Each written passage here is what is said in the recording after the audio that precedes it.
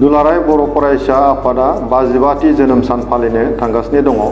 बे बुब्लियाव आङो दुलाराय बर' फरायसा आफादनि आगु आफादगिरि महरै दिनै गासै जोंनि दुलाराय बर' फरायसा आफादनि दैदेनगिरिफोरजों लोगोसेयैनो गासै रायजो राजाफोरसिम आंनि गाहाम हामलायनायखौ आं बावहरो। बे बुब्लियाव दुलाराय बर' फरायसा आफादा हारि माहारिनि थैनाय थांनायखौ लानानै गोदोनिफ्रायनो मावबाय थादों, दिनैसिमबो मावगासिनो दङ, इयुनावबो मावलांबाय थागोन। आरो गासै बर' माहारिनि रायजो राजा नोंथांमोनखौ आं खावलायो जे हारिनि थामोनथाखौ गोख्रोंसिनै खामानि मावनो थाखाय दुलाराय बर' फरायसा आफादनि गोनांथि दङ आरो बेखौ जोथोन लानानै जाहाथे बयबो मदद होयो, आं बेखौ रायजो राजाफोरसिम खावलायहरो। आरो गासै दुलाराय बर' फरायसा आफादनि दैदेनगिरिफोरनिसिम आंनि गाहाम हामलायनायखौ आं बावो। फैबाय थानाय समावहाय मोजां मोनसे सिन्थानि गेजेरजों समाजाव खामानि मावनो हाथों, जोंनि जेसेबां जेंना थायाथों मानो बेखौ जों जाहाथे मोजाङै जयैनो सावरायलायनानै सुस्रांलायनो हाथों, बेखौनो आं इसोरनि खाथियाव आर'ज गाबो।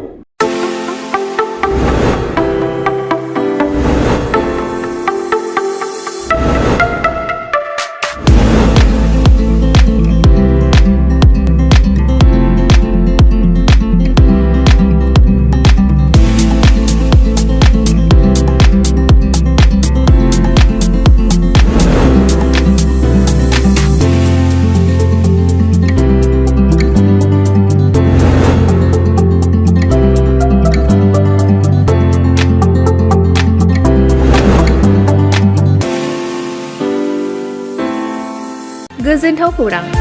आसामाव थानाय बयनिख्रुइबो साबसिन सोलोंथाइ होग्रा मिरुफोरनि गेजेराव टेक बुस्टाराबो गंसे। क'क्राझार जिल्लानि सिङाव थानाय CST फिसारि मावख'नि साखाथियाव थानाय खारगावआव बे टेक बुस्टारा दङ।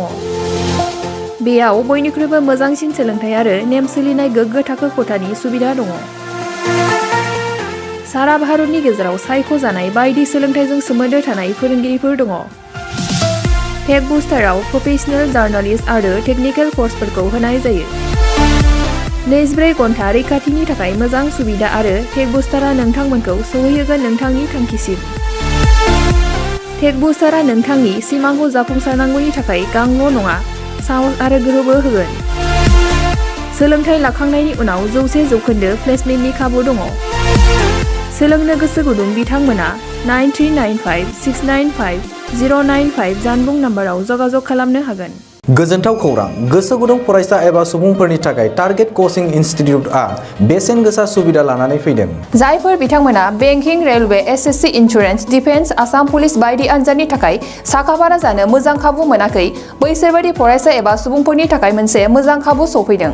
बरपेटा रड बिशाल मेगा मार्टनि साखाथियाव थानाय आमतलाव बे टारगेट कचिं इनस्टिट्युटखौ खुलिनाय जादों। आथिखालनि साख्रि मोनै आरो बेकार जेंनाखौ नोजोर होनानै बे टारगेट कचिं इनस्टिट्युटआ सोलोंसाफोरखौ गोबां गियान होनो थाखाय राहा लादों।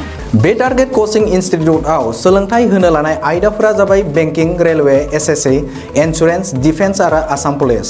जायफोर सोलोंनो गोसो गुदुं बिथांमोना टारगेट कचिं इनस्टिट्युटआव मुं थिसननो एबा गोबां मिथिनो थाखाय 8134097059 एबा 8638961177 जानबुं नाम्बाराव जगाजग खालामनो हागोन।